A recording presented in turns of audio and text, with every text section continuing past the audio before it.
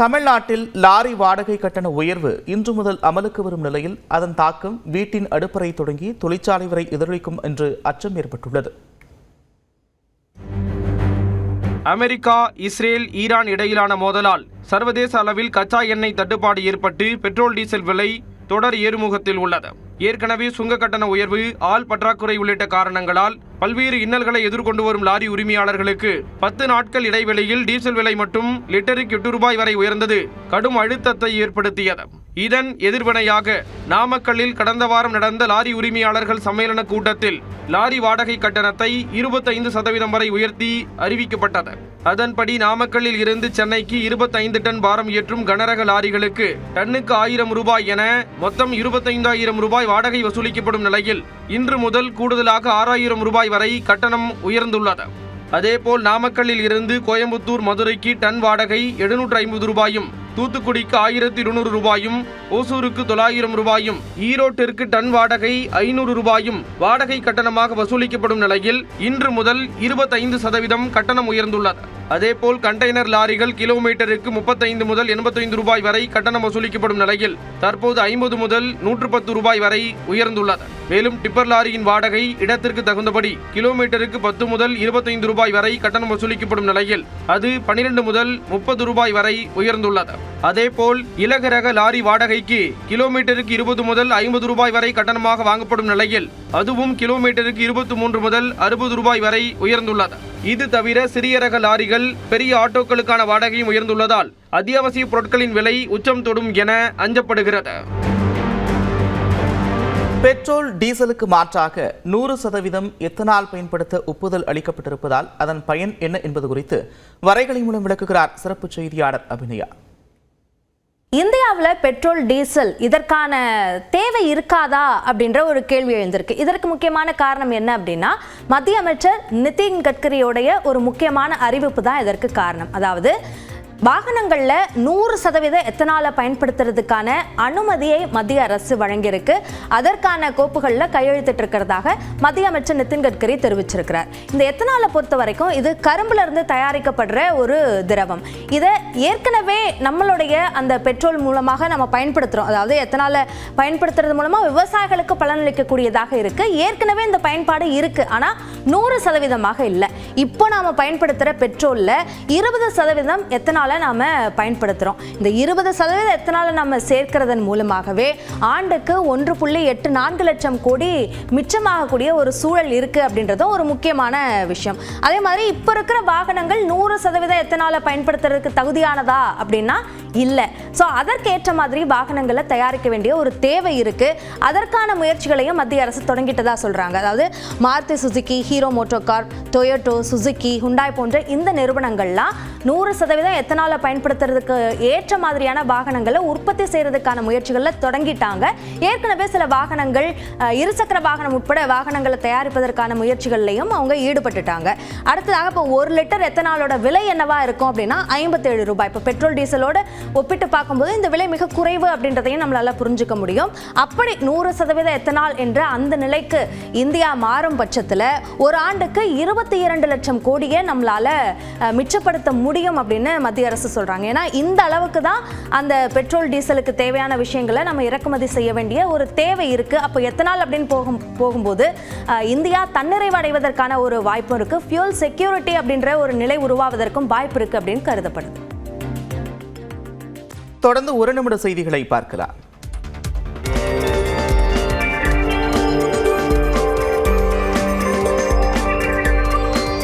பிரதமர் நரேந்திர மோடியை பிரான்ஸ் அதிபர் இமானுவேல் மேக்ரான் ஆரத்தழுவி வரவேற்ற காட்சிகளே இவை. பிரான்ஸ், ஸ்லோவாக்கியா நாடுகளுக்கு பயணம் மேற்கொண்டுள்ள பிரதமர் நரேந்திர மோடி முதல் கட்டமாக பிரான்சின் நீஸ் நகரத்திற்கு சென்ற நிலையில் பல்வேறு நிறுவனங்களைச் சேர்ந்த முதலீட்டாளர்களை சந்தித்து கலந்துரையாடினார். தொடர்ந்து பிரான்ஸ் மற்றும் பிற நாடுகளைச் சேர்ந்த முன்னணி ஸ்டார்ட் அப் நிறுவனங்கள் உள்ளிட்டவற்றை ஒருங்கிணைக்கும் வகையில் பாரத் இன்னோவேட்ஸ் திட்டத்தை பிரதமர் நரேந்திர மோடி, பிரான்ஸ் அதிபர் இமானுவேல் மேக்ரான் ஆகியோர் இணைந்து தொடங்கி வைத்தனர். அப்போது பேசிய பிரான்ஸ் அதிபர் புத்தாக்கத்துறையில் இந்தியா முன்னோடியாக இருப்பதாக தெரிவித்தார். Very first moon landing on the south pole of the moon that was led in a record time by ISRO with record cost is demonstrations in terms of strengths, innovation, but also in terms of implementations at the industrial level, and something that is very concrete. And these புதிய கண்டுபிடிப்புகள் என்பது இந்தியாவின் டிஎன்ஏவிலேயே உள்ளதாக பிரதமர் நரேந்திர மோடி பெருமிதத்துடன் தெரிவித்தார். 2 लाख से ज्यादा स्टार्टअप्स का मेगा पूल है और अब ये सारे स्टार्टअप्स एक नई ऊर्जा के साथ भारत और वर्ल्ड इकोनॉमी की ग्रोथ में कंट्रीब्यूट कर रहे हैं. முன்னதாக சுதந்திரத்திற்கு பிறகு இந்தியாவின் பிரதமராக தொடர்ந்து நீண்ட காலம் இருந்தவர் என்ற சாதனையை படைத்த பிரதமர் நரேந்திர மோடிக்கு மேக்ரான் வாழ்த்து தெரிவித்தார். தமிழ்நாட்டில் மீண்டும் வெப்பம் அதிகரித்துள்ள நிலையில் சில இடங்களில் கோடை மழை பெய்தது. கடலூர் மாவட்டத்தில் கடலூர், ரெட்டிச்சாவடி, நெல்லிக்குப்பம், கடலூர் துறைமுகம் உள்ளிட்ட பல்வேறு பகுதிகளில் பலத்த காற்றுடன் மழை பெய்தது. திருவாரூர் மாவட்டத்தில் குடவாசல், ஓகை, அரசூர், மணப்பறவை, மஞ்சக்குடி, அத்திக்கடை உள்ளிட்ட பல்வேறு பகுதிகளில் 1 மணி நேரத்திற்கு மேலாக கனமழை பெய்தது. சீர்காழி அருகே கடலோர கிராமங்களிலும் கனமழை பெய்தது. திருமுல்லைவாசல், பழையார், கூழையார், இடமணல், திருவெண்காடு, பூம்புகார் பகுதிகளில் அரை மணி நேரத்திற்கு மேலாக மழை பெய்த நிலையில் சாலைகளில் நீர் பெருக்கெடுத்து ஓடியது.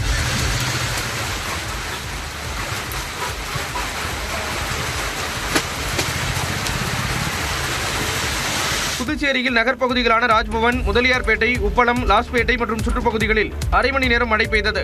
இதேபோல் கிராமப்புற பகுதிகளான வம்புப்பட்டு, கூனிச்சம்பட்டு, செல்லிப்பட்டு, திருக்கனூர், சோரப்பட்டு பகுதிகளில் மழை பெய்த நிலையில் அறுவடைக்கு தயாராக இருந்த 1000 ஏக்கர் நெற்பயிர்கள் மழையில் நனைந்தன. தமிழ்நாட்டில் இன்று 5 மாவட்டங்களில் மிதமான மழைக்கு வாய்ப்பிருப்பதாக சென்னை வானிலை ஆய்வு மையம் கணித்துள்ளது. மத்திய மேற்கு வங்கக்கடல் பகுதிகளிலிருந்து தென் தமிழகம் வரை தென்மேற்கு வங்கக்கடல் வழியாக சுமார் 3.1 கிலோமீட்டர் முதல் 4.5 கிலோமீட்டர் வரையிலான உயரத்தில் ஒரு வளிமண்டல காற்றழுத்த தாழ்வு பாதை நிலவுகிறது. இந்நிலையில் திருச்சி, பெரம்பலூர், அரியலூர், நாமக்கல் மற்றும் சேலம் மாவட்டங்களில் ஒரு சில இடங்களில் இடி மின்னல் மற்றும் 50 கிலோமீட்டர் வேகத்தில் இன்று மிதமான மழை பெய்யும் என்று கணிக்கப்பட்டுள்ளது. நாளை நாமக்கல், சேலம், திருச்சி, பெரம்பலூர், அரியலூர், கள்ளக்குறிச்சி, தஞ்சாவூர், திருவாரூர், மயிலாடுதுறை பகுதிகளில் ஒரு சில இடங்களில் இடி மின்னல் மற்றும் பலத்த காற்றுடன் கனமழை பெய்யக்கூடும் என்றும் தெரிவிக்கப்பட்டுள்ளது. நாளை மறுநாள் ராமநாதபுரம் மாவட்டத்தில் இடி மின்னல் மற்றும் பலத்த காற்றுடன் கனமழை பெய்யக்கூடும் என்றும் வானிலை ஆய்வு மையம் கூறியுள்ளது. சென்னையில் இன்று வானம் ஓரளவு மேகமூட்டத்துடன் காணப்படும் என்றும் அதிகபட்ச வெப்பநிலை 102 டிகிரி ஃபாரன்ஹீட் வரை பதிவாகும் என்றும் தெரிவிக்கப்பட்டுள்ளது. முதலமைச்சர் விஜயின் மனைவி சங்கீதா விவாகரத்து கோரி தாக்கல் செய்த வழக்கு செங்கல்பட்டு குடும்ப நல நீதிமன்றத்தில் இன்று விசாரணைக்கு வருகிறது.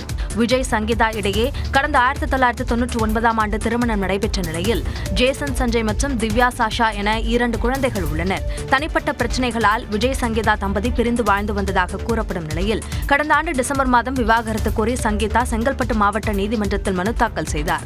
இந்த விவரம் கடந்த பிப்ரவரி மாதம்தான் தெரியவந்தது. ஏப்ரல் 20ஆம் தேதி வழக்கின் விசாரணை நடைபெற்ற போது விஜய், சங்கீதா தரப்பில் யாரும் ஆஜராகவில்லை. மே மாதம் 19ஆம் தேதி வழக்கு மீண்டும் விசாரணைக்கு வந்த நிலையில் ஜூன் 15ஆம் தேதியான இன்று வழக்கை நீதிபதி ஒத்திவைத்தார். இந்நிலையில் இந்த வழக்கு இன்று விசாரணைக்கு வரும் நிலையில் முதலமைச்சர் விஜய் மற்றும் மனைவி சங்கீதா நீதிமன்றத்தில் ஆஜராவார்களா என எதிர்பார்ப்பு எழுந்துள்ளது. அதிமுக என்ற கப்பலை தவைக்க மூழ்க விடாது என அமைச்சர் ஆதவ் அர்ஜுனா தெரிவித்துள்ளார். செங்கல்பட்டு மாவட்டம் மதுராந்தகத்தில் மாற்றுக் கட்சியினர் தவைக்கவில் இணையும் நிகழ்ச்சி நடைபெற்றது. இதில் அமைச்சர்கள் ஆனந்த், ஆதவ் அர்ஜுனா, செங்கோட்டையன், ரமேஷ் உள்ளிட்டோர் பங்கேற்றனர். அப்போது பேசிய அமைச்சர் ஆதவ் அர்ஜுனா, அதிமுகவும் தவைக்கவும் ஒன்றுதான் என்றார். புரட்சித் தலைவர் உருவாக்கியுடைய அதிமுக, புரட்சித் தலைவர் அவர்களால் வழிநடத்தப்பட்ட அதிமுக கண்டிப்பாக தமிழக வெற்றி கழகம் மூழ்க விடாது. ஏன்னா தமிழக வெற்றி கழகமும் அதிமுகவும் ஒன்று. இபிஎஸ் பழனிசாமி அவர்கள் மூழ்கி கொண்டிருக்கிறார், அப்படி சொல்லுவோம். முன்னதாக பேசிய அமைச்சர் ரமேஷ் கொள்கை குறித்து பேச தவைக்க தயாராக இருப்பதாக திமுகவினருக்கு சவால் விடுத்தார். சரி, உண்மையிலேயே நாங்கள் எல்லாம் சவால் விடுறோம். இந்த மேடையில இருந்து எங்களுடைய மாண்புமிகு முன்னணியான அமைச்சர்கள் அத்தனை பேர் இருக்கிறாங்க. அவங்க கிட்ட இருந்து கத்துக்கிட்டு இருந்த ஜூனியர் அமைச்சர்கள் நாங்கள் இருக்கிறோம். யாராவது ஒருத்தர் கிட்ட நீங்க தைரியம் இருந்தா கொள்கை பேசி ஜெயித்து விட முடியும்னா நாங்க பாத்துக்கலாம். கள்ளுக்கடைகளுக்கு எதிராக போராடியவர் பெரியார் என குறிப்பிட்ட அமைச்சர் ரமேஷ் மதுக்கடைகள் மூலம் ஆண்டு வருமானத்தை 50,000 கோடி ரூபாயாக உயர்த்தியது முந்தைய திமுக அரசு என விமர்சித்தார். அதிமுக மூழ்கிக் கொண்டிருக்கும் கப்பல் என அமைச்சர் செங்கோட்டையன் விமர்சித்துள்ளார். மாற்றுக் கட்சியினர் தவைக்கவில் இணையும் நிகழ்ச்சியில் பேசிய அமைச்சர் செங்கோட்டையன் அதிமுக என்ற கட்சியே இனி இருக்காது என்றார். இனி கட்சியே இருக்காது. அண்ணா திமுக என்று மூழ்கி போயிருக்கிற கப்பலை யாராலும் தடுத்து நிறுத்த முடியாது. மூழ்கி கொண்டிருக்கிற கப்பல் ஆகவே முழுகிக் கொண்டிருக்கிற கப்பலிலிருந்து மக்கள் திரண்டு வருகிறார்கள். முன்னாள் அமைச்சர் வருகிறார்கள், சட்டமன்ற உறுப்பினர் வருகிறார்கள், இன்னும் சட்டமன்ற உறுப்பினர் வருவார்கள். முன்னதாக அதிமுக எம்எல்ஏ பதவியை ராஜினாமா செய்துவிட்டு தாவேக்காவில் இணைந்த மரகதம் குமரவேல் பேசுகையில் தான் தாவேக்காவில் இணைந்ததன் பின்னணியில் குதிரை பேரம் இல்லை என்றார். குதிரை பேரம் செய்தாங்க, அதனால தான் போனாங்க. அந்த அம்மா எவ்வளோ கோடி தெரியுமா? எனக்கு 50 கோடி கொடுத்தாங்களா, 100 கோடி கொடுத்தாங்களாம். நீ எந்த ரைடு வேணா விடு என் வீட்டுக்கு. தமிழக வெற்றி கழகம் ஒரு தூய்மையான ஆட்சி செய்து கொண்டிருக்கின்றார்கள். நீ எந்த ரைடு வேணா விடு, எனக்கு அதை பத்தி கவலை இல்லை.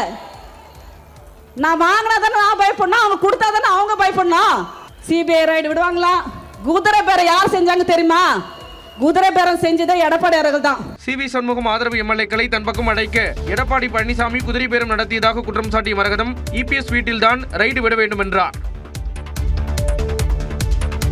பொதுமக்களை திருநாய்களோடு ஒப்பிட்டு பேசியதாக நடிகர் ராகவா லாரன்ஸ் மீது குற்றச்சாட்டு எழுந்த நிலையில் அது குறித்து அவர் விளக்கம் அளித்துள்ளார். தாவேக்காவில் நடிகர் ராகவா லாரன்ஸ் சென்னை இருப்பதாக பேசப்படும் நிலையில் சென்னை உத்தண்டியில் செய்தியாளர்களை சந்தித்த அவர் தனது அரசியல் பயணம் குறித்து பேசினார். அப்போது அவர் தாவேக்கா அரசுக்கு கால அவகாசம் வழங்க வேண்டும் என்ற கருத்தை திருநாய்களோடு ஒப்பிட்டு பேசினார்.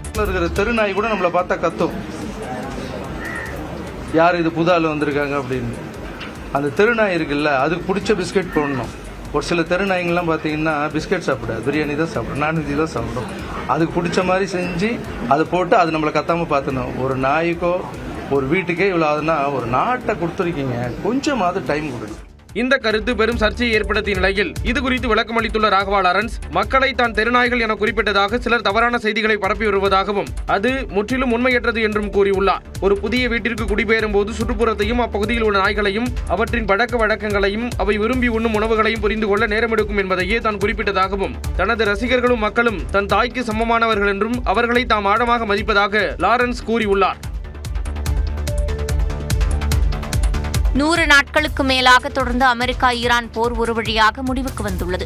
ஈரானின் அணு ஆயுத கொள்கைக்கு எதிராக எச்சரிக்கை விடுத்து வந்த அமெரிக்கா இஸ்ரேலுடன் இணைந்து கடந்த பிப்ரவரி 28ஆம் தேதி ஈரான் திடீர் தாக்குதல் நடத்தியது. இதில் ஈரானின் முக்கிய தலைவர்கள் பலர் கொல்லப்பட்டதை அடுத்து ஈரான் பதில் தாக்குதல் தொடுத்தது. குறிப்பாக மேற்காசிய நாடுகளில் அமைந்துள்ள அமெரிக்க ராணுவ தளங்கள் மீது ஈரான் தாக்குதல் நடத்தியது. மேலும் கச்சா எண்ணெய் வர்த்தகத்தின் முக்கிய நீர்வழி போக்குவரத்து பாதையான ஹார்மூஸ் நீரிணையையும் முடக்கியதால் கச்சா எண்ணெய் விலை கடுமையாக உயர்ந்தது. இந்நிலையில் ஈரானுடனான அமைதி ஒப்பந்தம் இறுதி செய்யப்பட்டதாக அமெரிக்க அதிபர் டொனால்டு ட்ரம்ப் அறிவித்துள்ளார். ட்ரூத் சமூக வலைதள பக்கத்தில் பதிவிட்டுள்ள அவர் ஹார்மூஸ் நீரிணை எவ்வித கட்டணமுமின்றி திறந்துவிடப்படுவதாகவும் அதேவேளையில் அமெரிக்க கடற்படையின் முற்றுகையை உடனடியாக நீக்க உத்தரவிட்டுள்ளதாகவும் தெரிவித்துள்ளார். அதேபோல் அமைதி ஒப்பந்தத்திற்கு தேசிய பாதுகாப்பு கவுன்சில் ஒப்புதல் அளித்திருப்பதாக ஈரான் அதிபர் மசூத் பெஷஷ்கியான் தெரிவித்துள்ளார். இதற்கிடையே சுவிட்சர்லாந்தில் வரும் 19ஆம் தேதி அமைதி ஒப்பந்தம் கையெழுத்தாகும் என பாகிஸ்தான் பிரதமர் ஷெஹ்பாஸ் ஷெரீப் குறிப்பிட்டுள்ளார். உலகக்கோப்பை கால்பந்து திருவிழாவின் குரூப் சி பிரிவு ஆட்டத்தில் பலம் வாய்ந்த பிரேசில் மற்றும் மொராக்கோ அணிகள் மோதி விறுவிறுப்பான ஆட்டம் டிராவில் முடிவடைந்தது. அமெரிக்காவின் நியூஜெர்சி நகரில் நடைபெற்ற போட்டியில் ஆட்டத்தின் 20வது நிமிடத்திலேயே மொராக்கோ வீரர் இஸ்மாயில் சைவாரி அபாரமாக ஒரு கோல் அடித்து ரசிகர்களை அதிர வைத்தார். இதற்கு பதிலடியாக 32வது நிமிடத்தில் பிரேசிலின் நட்சத்திர வீரர் வினிசியஸ் ஜூனியர் அற்புதமான கோல் அடித்து ஆட்டத்தை சமன் செய்தார். இதன் மூலம் உலகக்கோப்பை வரலாற்றில் தனது முதல் ஆட்டத்தில் தோல்வியை அடைந்ததில்லை என்ற 92 ஆண்டுகால சாதனையை பிரேசில் அணி தக்க வைத்துக் கொண்டது. முன்னதாக குரூப் சி பிரிவில் நடைபெற்ற மற்றொரு போட்டியில் ஸ்காட்லாந்து அணி 1-0 என்ற கோல் கணக்கில் ஹைதி வீழ்த்தியது. பாஸ்டன் மைதானத்தில் நடைபெற்ற இந்த ஆட்டத்தின் 28வது நிமிடத்தில் ஸ்காட்லாந்து வீரர் ஜான் மெகின் அடித்த அபாரமான கோல் அந்த அணியின் வெற்றி கோலாக. சட்டமன்ற தேர்தலில் அதிமுக 31 தொகுதிகளில் வென்றது பாமக போட்ட வெற்றி என்று காட்டமாக விமர்சித்துள்ள சிவி சண்முகம் தன் மகனை அரசியலுக்கு கொண்டுவர எடப்பாடி பழனிசாமி நாடகமாடுவதாகவும் குற்றம் சாட்டியுள்ளார்.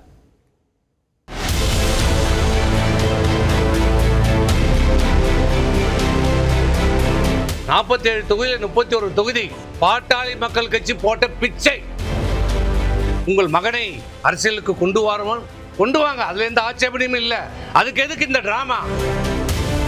இன்னைக்கு தாவேக்காக போற ஒவ்வொருத்தனுக்கும் இன்னைக்கு விலை பேசி அனுப்புறாள் யாரு? நீதான். சட்டமன்ற தேர்தலில் அதிமுக எதிர்கொண்ட படுதோல்வி அக்கட்சியை இபிஎஸ் அணி, எஸ்பி வேலுமணி அணி என இரண்டாக உடைத்தது. இதில் இசக்கி சுப்பையா, மரகதம் குமரவேல் உள்ளிட்டோர் தாவேக்க பக்கம் தாவியதும் ஒரு சிலர் மீண்டும் இபிஎஸ் பக்கம் ஐக்கியமானதும் உருவான ஒரு சில நாட்களிலேயே எஸ்பி வேலுமணி அணி மூடுவிடா கண்டது. எஸ்பி வேலுமணி, நத்தம் விஸ்வநாதன் உள்ளிட்டோர் எடப்பாடி பழனிசாமியுடன் சுமூக உறவை பேண விரும்பிய போதிலும் முன்னாள் அமைச்சர்கள் சிவி சண்முகம், சி விஜயபாஸ்கர் மட்டும் தனி வழி போக்கை கடைபிடித்து வருகின்றனர். இந்நிலையில் திண்டிவனத்தில் செய்தியாளர்களை சந்தித்த CV சண்முகம் பாட்டாளி மக்கள் கட்சியால் தான் அதிமுக 31 இடங்களில் வெற்றி பெற்றதாக கூறினார். அந்த 31 தொகுதி 47 தொகுதியில் 31 தொகுதி பாட்டாளி மக்கள் கட்சி போட்ட பிச்சை. பாட்டாளி மக்கள் கட்சி கூட்டணியில் இல்லை என்றால் இங்கே வட மாவட்டத்திலே அரியலூர், கடலூர், விழுப்புரம், கள்ளக்குறிச்சி, திருவண்ணாமலை, வெள்ளூர், தர்மபுரி, ஏன் சேலத்தில் இவரே தப்பி தவறி தான் தட்டு தடுமாறி தான் ஜெயிச்சிருப்பார். மீதி 6 தொகுதியும் ஜெயிச்சிருக்கார். ஆமாம் சாமி போடுபவர்களை மட்டும் EPS தன்னுடன் வைத்துக் கொள்வதாக குற்றம் சாட்டினார். பொதுக்குழுவை கூட்டுங்கள், உங்கள் விருப்பப்படியே ஒரு தேதியில் கூட்டுங்கள். ஆனால் அதற்கு முன்பு பொதுக்குழுவை கூட கூட்ட காலதாமதமானால் செயற்குழுவையாவது கூட்டுங்கள். கட்சியினுடைய செயற்குழுவை கூட்டுங்கள். எல்லோரையும் அழையுங்கள், அழைத்து அதில் விவாதியுங்கள். ஏன், என்ன காரணம், என்ன நடவடிக்கை எடுக்க வேண்டும், இது சீர் செய்வதற்கு என்ன செய்ய வேண்டும் என்பதை விவாதியுங்கள், விவாதம் செய்யுங்கள். ஏன் அஞ்சுகிறீர்கள், ஏன் அச்சப்படுகிறீர்கள்? மகனை அரசியலுக்கு கொண்டு வர எடப்பாடி பழனிசாமி நாடகம் நடத்துவதாக அவர் குற்றம் சாட்டினார். அதிமுக ஒரு குடும்பத்தின் பிடிக்குள் சென்று கொண்டிருக்கிறது. நேற்று அவர் கூட்டம் நடத்தியதாகவும் அந்த கூட்டத்தில் எல்லாம் ஆரவாரமாக உங்கள் மகனை அரசியலுக்கு கொண்டு வாங்க, அதுல எந்த ஆட்சேபனையும் இல்லை. அதுக்கு எதுக்கு இந்த டிராமா? யார் வேண்டுமானாலும் அரசியலுக்கு வரலாம், உங்கள் பிள்ளை வர வேண்டாம் என்று சொல்லவில்லை. அவருக்கும் முழு உரிமை உண்டு. வரட்டும், நேரடியாக வரட்டும், அரசியலுக்கு வரட்டும், பணியாற்றட்டும், சேவை செய்யட்டும், வளரட்டும். அதில் யாரும் எந்த மாற்று கருத்துப்படல. மேலும் செயற்குழுவை கூட்டி தேர்தல் தோல்விக்கான காரணம் குறித்து விவாதிக்க வேண்டும் என CV சண்முகம் வலியுறுத்தினார். இந்நிலையில் இதற்கு எதிர்வினையாற்றியுள்ள EPS ஆதரவாளரும் அதிமுக விழுப்புரம் மாவட்ட செயலாளருமான பசுபதி தவேகாவின் தூண்டுதலின் பேரிலேயே CV சண்முகம் இவ்வாறு பேசுவதாக கூறினார். அதிமுக இவர் உடைப்பாராம், அதிமுக துரோகம் பண்ணுவாராம், பொதுச் செயலாளர் பற்றி தரைக்குறவா பேசுவாராம், அங்கே போய் தாவேக்கால முயற்சி பண்ணுவார். அவங்க இவங்களை மதிக்கலை, அவங்க இவங்களை கூப்பிடலை, இவங்களுக்கு எதுவுமே இவங்க எவ்வளோ பேரம் பேசுனாங்க, எந்த பேரமும் படியல அப்படின்னும் போது இப்போ தான் வராரு. திருப்பி வரும்போது இவருக்கு அதே மாவட்ட செயலாளரை கொடுத்துடணுமா, அதே அமைப்பு செயலாளரை கொடுத்துடணுமா? இது எந்த விதத்தில் நியாயம்? தனது MLA பதவியை ராஜினாமா செய்துவிட்டு மீண்டும் மயிலம் தொகுதியில் CV சண்முகம் போட்டியிட்டால் டெபாசிட் கூட வாங்க மாட்டார் என பசுபதி கூறினார். இன்னைக்கு தாவேக்காவுக்கு போற ஒவ்வொருத்தனுக்கும் இன்னைக்கு விலை பேசி அனுப்புறாள் யாரு? நீ தான். CV சண்முகம் தான் இன்னைக்கு அதிமுக இருக்கிறவங்களாம் தாவேக்காவுக்கு அனுப்புறாள் நீ தான். தாவேகாவின் கைகூலியாக CV சண்முகம் மாறிவிட்டதாகவும் அதிமுகவில் இருந்து கொண்டே கட்சி அடிக்கும் அசைன்மெண்ட் அவருக்கு வழங்கப்பட்டு இருப்பதாக பசுபதி குற்றம் சாட்டினார். தொடர்ந்து காலை விரைவு செய்திகளை பார்க்கலாம். நாமக்கலில் முட்டை கொள்முதல் விலை மீண்டும் 10 காசுகள் அதிகரித்துள்ளது. கடந்த 4 நாட்களில் மட்டும் ஒரு முட்டையின் கொள்முதல் விலை 40 காசுகள் அதிகரித்து ₹6.30 உயர்த்தப்பட்டுள்ளது. கேரளாவில் மீன்பிடி தடைக்காலம் அமலில் இருப்பது, பள்ளி சத்துணவு திட்டத்திற்கு அதிகளவில் முட்டைகள் தேவைப்படுவது, கோழி தீவன விலை உயர்வு மற்றும் உற்பத்தி குறைவு ஆகியவையே விலை உயர்வுக்கு காரணம் என்று கூறப்படுகிறது. புதுச்சேரி ரயில் நிலையம் அருகே உள்ள தூய இருதய ஆண்டவர் ஆலய பெருவிழாவையொட்டி தேர்பவனி விமர்சையாக நடைபெற்றது. தூய இருதய ஆண்டவர் ஆலயத்தின் 119வது ஆண்டு பெருவிழா கடந்த 5ஆம் தேதி கொடியேற்றத்துடன் தொடங்கியது. இதைத் தொடர்ந்து தினமும் காலை மாலை என இருவேளையும் சிறப்பு திருப்பலிகள் நடைபெற்று வந்தன. இந்நிலையில் திருவிழாவின் முக்கிய நிகழ்வான தேர்பவனியில் திரளான கிறிஸ்தவர்கள் கலந்து கொண்டு இருதய ஆண்டவரை வழிபட்டனர்.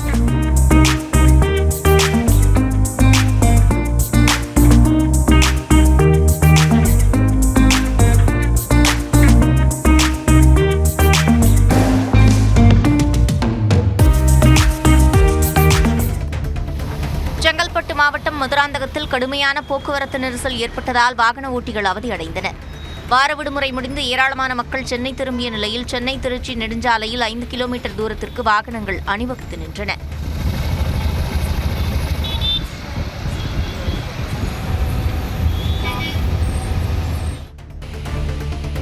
தருமபுரி மாவட்டத்தில் 3வது நாளாக இடியுடன் கனமழை பெய்தது. பென்னாகரம், நல்லம்பள்ளி, பாலக்கோடு, காரிமங்கலம், அரூர், பாப்பிரெட்டிப்பட்டியில் பெய்த மழையால் வெப்பம் தணிந்தது.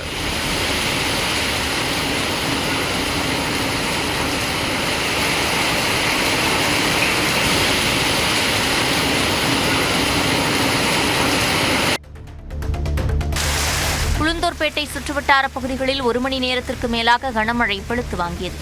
கிளியூர், களமருதூர், வடக்குறும்பூர், கெடிலம், சேர்ந்தநாடு, செங்குறிச்சி, ஆசனூர் உள்ளிட்ட பகுதிகளில் பெய்த மழையால் இதமான சூழல் நிலவியது.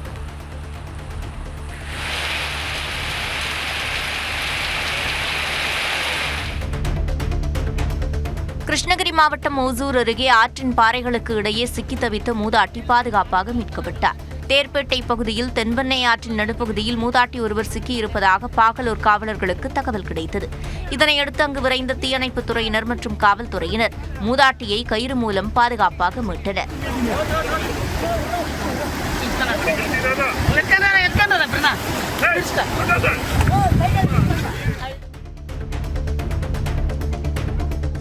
அவனியாபுரத்தில் நடைபெற்ற தவிக நிகழ்ச்சியில் நலத்திட்ட உதவிகள் வாங்க மக்கள் முண்டியடித்ததால் தள்ளுமுள்ளு ஏற்பட்டது. மதுரை மாவட்டம் அவனியாபுரத்தில் முதலமைச்சர் விஜய் பிறந்தநாளை முன்னிட்டு நலத்திட்ட உதவிகள் வழங்கும் நிகழ்ச்சி நடைபெற்றது. இதில் அமைச்சர் நிர்மல்குமார் பங்கேற்று உரையாற்றி முடித்ததும் அரிசி பை வாங்க மக்கள் முண்டியடித்தனர்.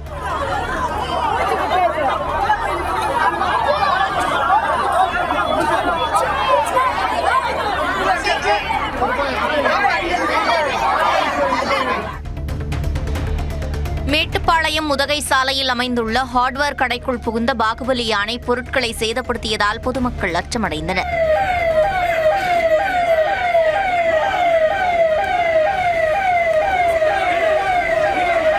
வலசை பாதையில் கட்டப்பட்ட ஆக்கிரமிப்புகள் காரணமாக வனப்பகுதிக்கு செல்ல முடியாமல் தவித்த பாகுபலி யானை நீண்ட நேர போராட்டத்திற்கு பின் வனப்பகுதிக்கு சென்று மறைந்தது.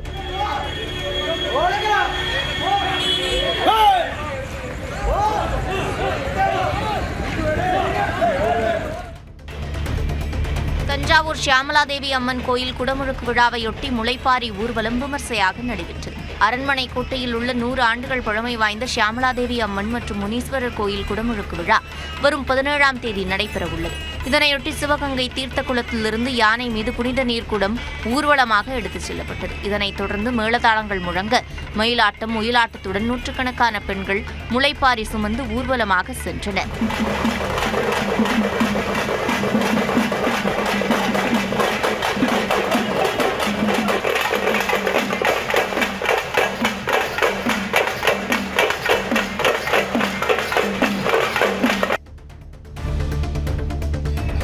திருவண்ணாமலை மாவட்டம் அரசம்பட்டு கிராமத்தில் உள்ள திரௌபதி அம்மன் கோவிலில் துரியோதனன் படுகளம் நிகழ்ச்சி சிறப்பாக நடைபெற்றது. கோவில் முன்பாக களிமண்ணால் பிரம்மாண்டமாக வடிவமைக்கப்பட்ட துரியோதனன் உருவம் முன்பாக பீமன் மற்றும் துரியோதனன் வேடமணிந்த கலைஞர்கள் மகாபாரதத்தின் இறுதிப் போர் காட்சியை தத்ரூபமாக அரங்கேற்றினர்.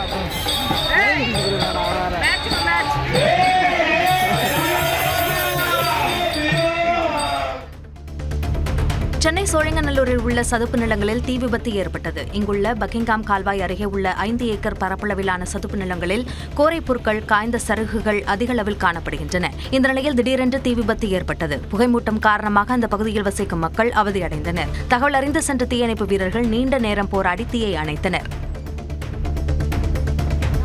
நீலகிரி மாவட்டம் கூடலூர் அருகே உலகக்கோப்பை கால்பந்து போட்டியை கொண்டாடும் விதமாக தாங்கள் விரும்பும் அணிகளின் உடைகளை அணிந்து ரசிகர்கள் ஊர்வலமாக சென்று கொண்டாட்டங்களில் ஈடுபட்டனர். கூடலூர் சுற்றுவட்டார பகுதிகளான பாடந்துறை, தேவர் சோலை, நிலாக்கோட்டை, பந்தலூர், சேரம்பாடி ஆகிய பகுதிகளில் அதிக அளவிலான கால்பந்து ரசிகர்கள் உள்ளனர். இங்குள்ள ரசிகர்கள் பெரும்பாலும் அர்ஜென்டினா, பிரேசில், போர்ச்சுகல், ஸ்பெயின் ஆகிய அணிகளை ஆதரிக்கக்கூடியவர்களாக உள்ளனர். இந்நிலையில் பிரேசில், அர்ஜென்டினா, போர்ச்சுகல் மற்றும் ஸ்பெயின் ஆகிய அணிகளின் ரசிகர்கள் தங்கள் அணிகளின் உடைகளை அணிந்து ஊர்வலமாக சென்று சாலையில் நடனமாடி மகிழ்ந்தனர்.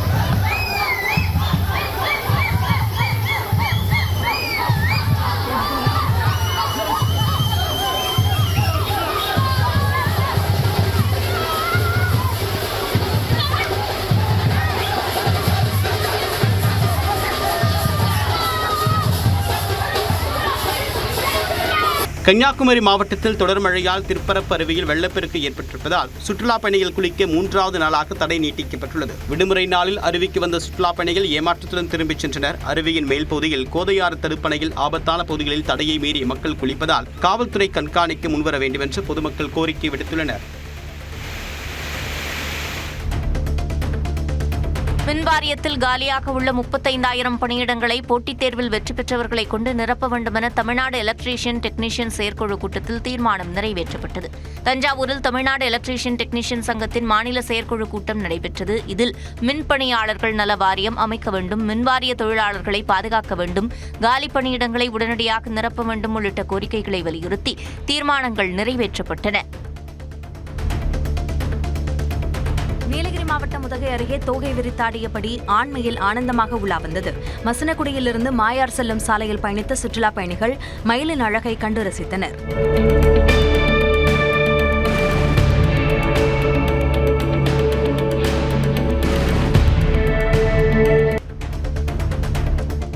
சங்கராபுரம் அருகே காதலிக்க மறுத்த சிறுமியை தாக்கிய இளைஞரை சிங்கப்பெண் சிறப்பு அதிரடிப்படையினர் பிடித்து காவல் நிலையத்தில் ஒப்படைத்தனர். கள்ளக்குறிச்சி மாவட்டம் மயிலாம்பாறை பகுதியைச் சேர்ந்த 17 வயது சிறுமியை சந்துரு என்ற இளைஞர் தகாத வார்த்தைகளில் பேசி தாக்கியதாக கூறப்படுகிறது. இந்த புகாரை விசாரித்த சிங்கப்பெண் அதிரடிப்படையினர் சந்துருவை பிடித்து காவல் நிலையத்தில் ஒப்படைத்தனர். அவரை போக்சோ வழக்கில் காவல்துறையினர் கைது செய்தனர். நெல்லை மாவட்டம் காரையாறு சொரிமுத்தையனார் கோயிலில் நடைபெற்ற வைகாசி மாத கடைசி ஞாயிற்றுக்கிழமை மகா தரிசனத்தில் ஏராளமான பக்தர்கள் கலந்து கொண்டனர். காரையாறு அணை அருகே தாமிரபரணி நதிக்கரையில் அமைந்துள்ள சொரிமுத்தையனார் கோயிலில் நடைபெற்ற சிறப்பு நிகழ்ச்சியில் சங்கிலி பூதத்தார் மற்றும் மொட்டையன் சாமிக்கு சிறப்பு அலங்காரம் செய்யப்பட்டு பல்வேறு காய்கள் கனிகள் கொண்டு தயாரிக்கப்பட்ட உணவு நெய்வேத்தியமாக படைக்கப்பட்டன. நண்பகல் முதல் நடைபெற்ற அபிஷேகம், அலங்காரம், பூஜைகளில் ஏராளமான பக்தர்கள் கலந்து கொண்டு தரிசனம் செய்தனர்.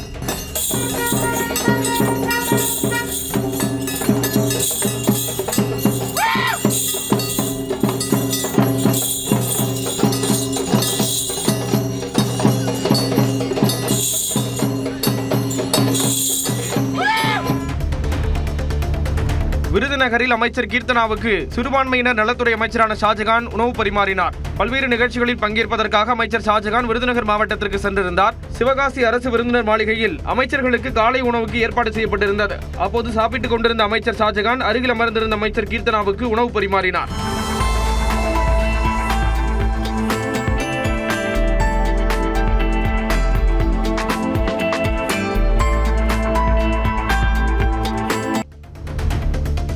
திருப்பத்தூர் மாவட்டம் ஆம்பூர் அருகே 2 மாத பெண் குழந்தையை விற்ற தாய் உள்பட 6 பேர் கைது செய்யப்பட்டனர். தரைக்காடு பகுதியைச் சேர்ந்த ஜபீனா தனக்கு பிறந்த 2 மாதங்களே ஆன பெண் குழந்தையை 1 லட்சம் ரூபாய்க்கு விற்பனை செய்துள்ளார்.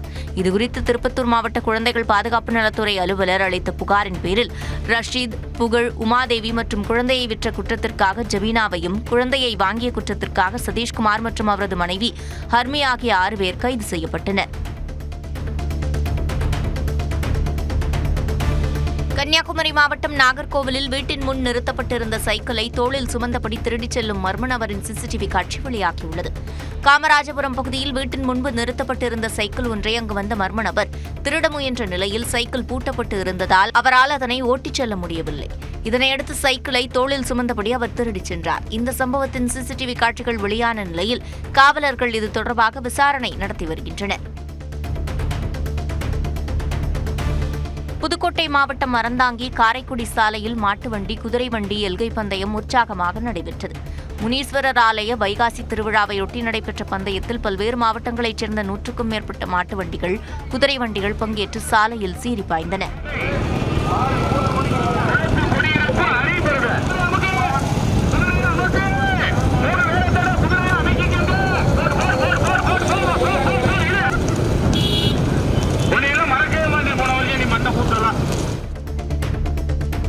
கிருஷ்ணகிரி மாவட்டம் போச்சம்பள்ளியில் போதிய விலை கிடைக்காததால் மாம்பழங்களை சாலையில் கொட்டி அழிக்கும் நிலைக்கு விவசாயிகள் தள்ளப்பட்டுள்ளனர். ஆட்சியர் முன்னிலையில் நடைபெற்ற முத்தரப்பு பேச்சுவார்த்தையில் மாங்காய் கொள்முதல் விலை கிலோ ஒன்றுக்கு 12 ரூபாய் என நிர்ணயம் செய்யப்பட்டது. ஆனால் வியாபாரிகள் கிலோ 6 ரூபாய்க்கு கொள்முதல் செய்து வருவதாக கூறப்படுகிறது. இதனால் மாங்காய் பறிப்பதற்கான ஆள் கூலி மற்றும் போக்குவரத்து செலவு கூட கிடைக்காத நிலைக்கு தள்ளப்பட்டிருப்பதாக விவசாயிகள் தெரிவித்துள்ளனர். கன்னியாகுமரி மாவட்டத்தின் தோட்டமலை பகுதியில் காட்டு விலங்குகளிடமிருந்து மனைவி மற்றும் குழந்தைகளை காப்பாற்ற இந்த புது யுகத்திலும் பழைய முறையை பின்பற்றி மரத்தில் ஏறுமாடம் அமைத்து மலைவாழ் மக்கள் தங்கி வருகின்றனர். குமரி மாவட்ட பழங்குடியின கிராமங்களில் காட்டு யானைகள் தொல்லை அதிகரித்து வருவதால் பாதுகாப்பு கருதி முன்னோர்கள் வழியில் மரத்தின் மீது ஏறுமாடம் அமைத்து தங்குகின்றனர். தங்களது பாதுகாப்பை உறுதி செய்ய வனத்துறை தகுந்த நடவடிக்கை மேற்கொள்ள வேண்டும் என மலைவாழ் மக்கள் கோரிக்கை விடுத்துள்ளனர். திருப்பதி மலை அடிவார பகுதியில் குடியிருப்பு பகுதியில் சிறுத்தை ஒன்று உலா வந்தது பொதுமக்களிடையே அதிர்ச்சியை ஏற்படுத்தியுள்ளது. உபத்தியாய நகர் பகுதிக்கு திருப்பதி மலை வனப்பகுதியிலிருந்து வந்த சிறுத்தை தாகத்தால் தண்ணீர் தேடி குடியிருப்பு பகுதிக்குள் நுழைந்ததாக கூறப்படுகிறது. அங்கிருந்த தண்ணீர் தொட்டி எட்டி பார்த்தபோது அதில் தண்ணீர் இல்லாததால் ஏமாற்றத்துடன் மீண்டும் வனப்பகுதிக்கு திரும்பியது. புதுக்கோட்டை மாவட்டம் அறந்தாங்கியில் அரசு பள்ளி ஆசிரியர்களுக்கு அமைச்சர் முகமது பர்வேஸ் பாராட்டு சான்றிதழ்களை வழங்கினார். அறந்தாங்கி கல்வி மாவட்டத்தில் 10ஆம் வகுப்பு மற்றும் 12ஆம் வகுப்பு பொதுத் தேர்வில் மாணவர்களை 100% வெற்றி பெற செய்த 1286 ஆசிரியர்களுக்கு சான்றிதழ்கள் வழங்கப்பட்டன. சிவகங்கை மாவட்டம் திருப்புவனம் அருகே தனியார் மதுபான கடைக்கு எதிர்ப்பு தெரிவித்து பெண்கள் சாலை மறியல் போராட்டத்தில் ஈடுபட்டனர். வடகரையில் உள்ள தனியார் மதுபான கடையை அகற்றக் கோரி அப்பகுதி மக்கள் நீண்ட நாட்களாக கோரிக்கை விடுத்து வந்தனர். இந்த நிலையில் எவ்வித நடவடிக்கையும் எடுக்கவில்லை என கூறி மதுபான கடைக்கு எதிராக திருப்புவனம் சிவகங்கை சாலையில் மறியலில் ஈடுபட்டனர். உரிய நடவடிக்கை எடுப்பதாக காவல்துறையினர் உறுதியளித்ததை அடுத்து கலைந்து சென்றனர். தென்காசியில் நண்பர்களுக்கு இடையேயான மோதலில் இளைஞர் அடித்துக் கொல்லப்பட்ட சம்பவம் அதிர்ச்சியை ஏற்படுத்தியுள்ளது. தென்காசியைச் சேர்ந்த முருகன் என்ற இளைஞர் வாய்க்கால் பாலம் அருகே நண்பர்களுடன் மதுபோதையில் பேசிக் கொண்டிருந்தார். அப்போது அவர்களுக்குள் ஏற்பட்ட தகராறில் முருகனை அடித்து கொலை செய்துவிட்டு அங்கிருந்து தப்பி ஓடியுள்ளனர். தகவல் அறிந்து வந்த காவல்துறையினர் சடலத்தை மீட்டு குற்றவாளிகளை தேடி வருகின்றனர். திருவாரூர் மாவட்டம் திருத்துறைப்பூண்டி அருகே கொள்ளிடம் கூட்டு குடிநீர் திட்ட குழாயில் உடைப்பு ஏற்பட்டு கடந்த 15 நாட்களாக குடிநீர் வீணாக ஆற்றில் கிடப்பதாக பொதுமக்கள் வேதனை தெரிவித்துள்ளனர். மேலமருதூரில் ஏற்பட்ட இந்த உடைப்பால் நாகை மாவட்டம் துரசியாப்பட்டினத்திலிருந்து மேலமருதூர், வடமலை, மணக்காடு உள்ளிட்ட பகுதிகளுக்கு செல்ல வேண்டிய குடிநீர் வீணாக வெளியேறி வருகிறது. பல கிராமங்களில் குடிநீர் தட்டுப்பாடு நிலவி வரும் நிலையில் குடிநீர் வீணாகும் சம்பவம் பொதுமக்கள் மத்தியில் அதிருப்தியை ஏற்படுத்தியுள்ளது. சாத்தூர் அருகே காவல் உதவி ஆய்வாளரை தாக்கிய சம்பவத்தில் புதிய தமிழகம் கட்சி நிர்வாகிகள் உள்பட 8 பேர் மீது வழக்கு பதிவு செய்யப்பட்டுள்ளது. விருதுநகர் மாவட்டம் வெம்பக்கோட்டை ஊராட்சி ஒன்றியத்திற்கு உட்பட்ட காமராஜர் நகரில் அனுமதியின்றி ஆடல் பாடல் நிகழ்ச்சி நடைபெற்றது. இது தொடர்பான புகாரை விசாரிக்க சென்ற உதவி ஆய்வாளர் மாரீஸ்வரனை தகாத வார்த்தைகளில் பேசி தாக்கியுள்ளனர். இந்நிலையில் இருவரை கைது செய்த காவல்துறையினர் தலைமறைவான புதிய தமிழகம் நிர்வாகிகள் உள்பட 6 பேரை தேடி வருகின்றனர்.